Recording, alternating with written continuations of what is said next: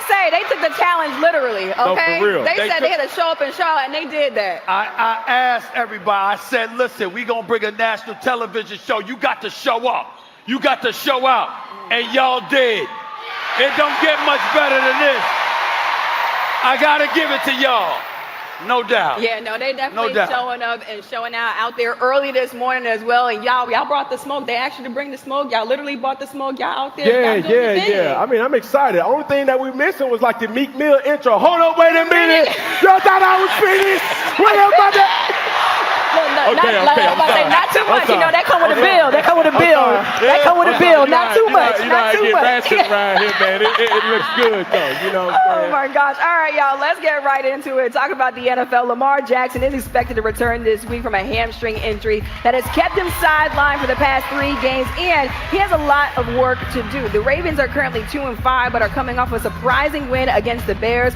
Baltimore are set to face the Dolphins tomorrow night for Lamar's return. Despite their poor record, the Ravens are a minus 125 to make the playoffs according to ESPN Bet. Our ESPN analytics gives the Ravens a 47% chance of reaching the playoffs. Stephen A., I'll start with you. How much pressure is on Lamar Jackson to take this Ravens team not only to the playoffs but deep into the playoffs? Well, I'm not going to say deep into the playoffs. You got to get there first. I mean, they've struggled this year, no doubt about it. But this is Lamar Jackson we're talking about here. When healthy, arguably the most electrifying quarterback in the National Football League, clearly one of the greatest. We all know what he brings to the table. But with the expectations that the Baltimore Ravens had, we watched them the first 4 or 5 weeks of this season. Their defense looked like absolute trash. We're looking at their running game. We're wondering what the hell happened to King Henry. Now they got a victory last week over the Chicago Bears. Give them props for that. But considering the vulnerabilities of the Pittsburgh Steelers, whose defense is horrid, we know that Cincinnati's defense is non-existent. Cleveland can't score on me. So you got all of that going on. It's a prime opportunity for the Baltimore Ravens to take advantage of this opportunity. Lamar Jackson is coming back. The division is still there to be had. Over the last 2 years, the Pittsburgh Steelers lost their last 4 games of the regular season last year, plus the playoff. That's how they ended the game, losing the 5 straight weeks. Year before that, they finished 500 over the last 6 weeks. They show that they can crumble as the season wanes, which means that Baltimore has a prime opportunity. It is sacrilegious to think of the Baltimore Ravens not being a playoff team with Lamar Jackson in the lineup. He's been out the last several weeks. He's back now. I think they make a run. He knows he's got to make a run, and I think that's what's going to happen. Well, it needs to happen. And I don't think the pressure should be on Lamar Jackson more. Should the pressure be on the Baltimore Ravens defense? When I'm looking at the statistics, overall they're 28th. Pass defense, they're 28th. Rush defense, they're 23rd.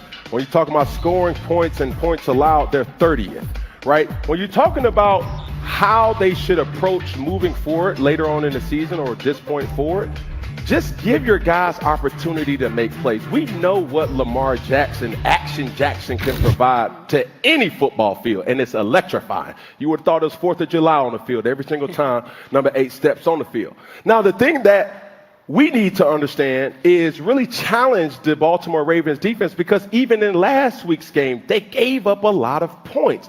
And if it wasn't for Nate Wiggins' interception late at the end, who knows what this would be. Now, the question still poses, will he be 100%? Right. Okay.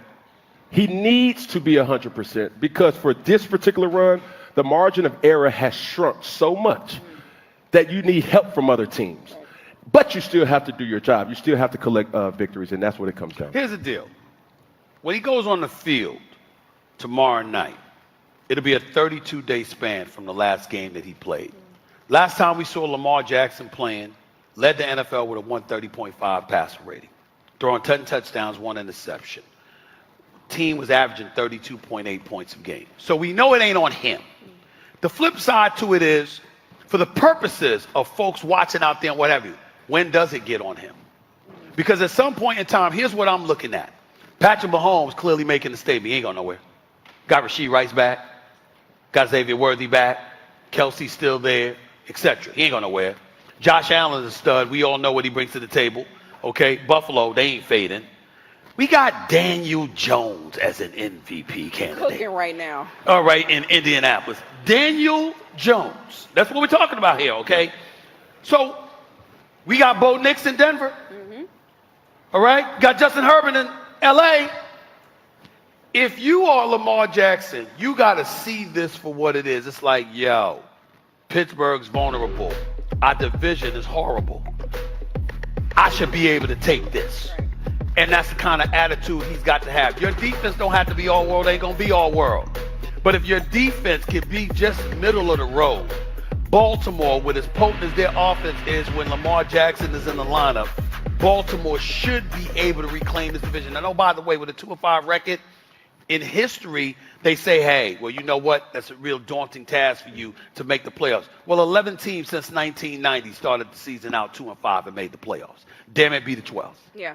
Be the 12th. But as I say, don't let it be you. Don't let it be you. Don't let it be you. I understand Don't let that. it be you. But as you analyze other quarterbacks in the NFL, the thing that is the common denominator is guys around them makes plays. Okay. When you talk about Patrick Mahomes, guys around him makes plays. Obviously, the addition of Rashee Rice, you got Xavier Worthy, obviously El Travador. He's doing his job, so everybody else needs to do their job as well. When you talk about Josh Allen, that team has more supporting cast members that nobody knows about that allows him to, when the team needs him to make the play, he makes the play. Okay. Last year, the Baltimore Ravens season ended because somebody didn't do their job. And I'm not trying to point out and point the finger. I am. Mark Andrews dropped the 2-point conversion. Okay, thank That's you. what the hell happened. That's what the hell happened. That's what the hell happened. If it was Lamar Jackson messed up, we'd have said his name. Don't let it be you. Don't let it be you. So at the end of the day, my point is, it's not on Lamar Jackson. Lamar Jackson has proven he is who we thought he was. So therefore, the supporting cast needs to uphold their end of the bargain. That's fair, but let me throw this out at you, Ken. From a legacy perspective, historically, a lot of times, unfortunately, people don't remember the details. They just remember you didn't get there. Right. I'm saying what Lamar Jackson has to get to a point where he realizes you've been in the league long enough. You ain't been in the damn Super Bowl. We know it ain't you for the most part because we know how electrifying you've been. You're a 2-time league MVP. We get that part. But at some point in time, it's about you recognizing, I'm sick and tired of being at home watching this big game. Yeah. I'm sick and tired about being at the damn Super Bowl party. I'm sick and tired of hearing about this stuff and watching the damn commercials. I need to be there. Yeah. You see what I'm saying? Regardless of what the circumstances are. Again, it ain't on him. We know last year what happened. That ain't on him. We got that part. But then Patrick Mahomes has just been filed away. When it comes to Lamar Jackson and Josh Allen, you can't, at some point in time, it's got to sicken you to a point where I'm sick and tired of hearing that brother's name, seeing that brother on the big stage instead of me. What the hell do I have to do? Do I got to kidnap somebody? I don't know what the hell I got to do. I got to figure it out. That's what I'm saying. Lamar Jackson is approaching that point. Him and Josh Allen.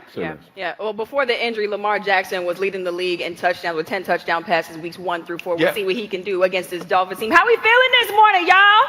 We still live? Y'all still here? All right, now. Not that coffee doing the Lenal. Not the coffee doing the Lenal. All right, you guys mentioned Patrick Mahomes. Patrick Mahomes and Josh Allen are on a collision course once again with the Chiefs and the Bills set to face off this weekend. Both of these superstar QBs have impressed so far this season, but neither has their team in first place in their respective division. Heading into their Week 9 matchup, Patrick Mahomes is favored to win his 3rd MVP, with the reigning MVP, Josh Allen, tied for the 2nd shortest odds to win the award, with Patriots Drake May also in the conversation. Cam, I'll start with you as our former MVP. Who has the better MVP case right now? Is it Patrick Mahomes, the way he's playing, or Josh Allen? I'm going to go a little rogue right now. Amina, and I know Moms is watching, so I'm just going to call her Amina. You know what I'm saying? But hear this out. Why isn't Jonathan Taylor being mentioned as an MVP candidate? Why? When you look at his statistics all year, he's 1st in yards and 1st in touchdowns. I mean, he's literally promoted the Indianapolis Colts into relevancy with the addition of Indiana Jones and Cole. But when you start to see Jonathan Taylor and the type of runs, missed tackle, another missed tackle, jug, touchdown. Like, when you look at that